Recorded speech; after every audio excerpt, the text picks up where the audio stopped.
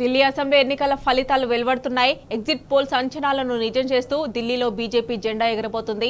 BJP ఇప్పటికే magic figure 36ను దాటి దాదాపు 47 స్థానాల్లో ముందంజలో కొనసాగుతోంది. మరోవైపు గ్రాండ్ ఓల్డ్ పార్టీ కాంగ్రెస్ కు ఢిల్లీలో మరోసారి భంగపాటే ఎదురైంది. ఈసారి కూడా ఎన్నికల ఫలితాలు పూర్తి నిరాశను నింపాయి.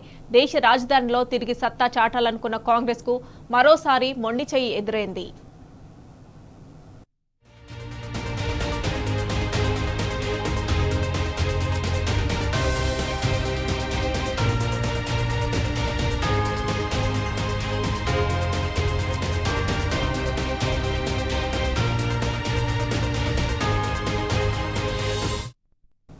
ఢిల్లీ అసెంబ్లీ ఎన్నికల్లో మొదటి నుంచి ఆప్ బీజేపీ మధ్య గట్టి పోటీ నడిచింది. దశాబ్దం పాటు ఢిల్లీని పాలించిన కాంగ్రెస్ కు దేశ రాజధానిలో మరోసారి నిరాశ ఎదురవుతోంది. మొత్తం 70 స్థానాల్లో బరిలోకి దిగిన కాంగ్రెస్ ఒక్కచోట కూడా ప్రభావం చూపించలేకపోయింది. ఇక 2015, 2020 ఎన్నికల్లో కాంగ్రెస్ పార్టీ ఒక్క స్థానంలో కూడా విజయం సాధించలేదు. 0 స్థానాలకే పరిమితమైంది. ఈసారి కూడా అలాంటి ఫలితమే పునరావృతమైంది.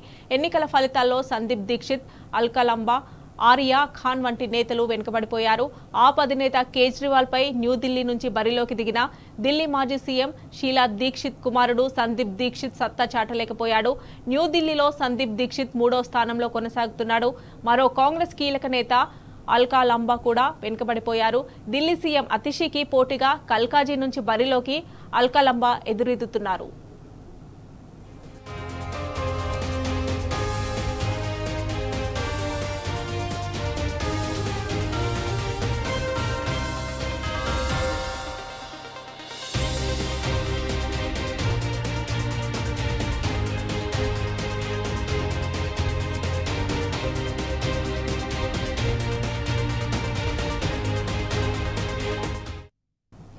ఢిల్లీలో కాంగ్రెస్ అభ్యర్థులు ఏమాత్రం ప్రభావం చూపలేకపోయారు. దీంతో దేశ రాజధానిలో తిరిగి సత్తా చాటాలనుకున్న కాంగ్రెస్ కు మరోసారి మొండి చెయ్యి ఎదురైంది. ఢిల్లీలో అధికారమే లక్ష్యంగా కాంగ్రెస్ అగ్రనేతలు ప్రచారం నిర్వహించారు.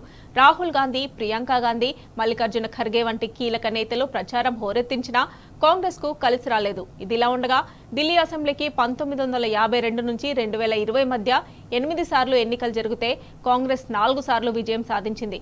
అలాంటి పార్టీ ఇప్పుడు కేవలం ఒక్క స్థానంలో కూడా విజయం సాధించలేకపోతోంది.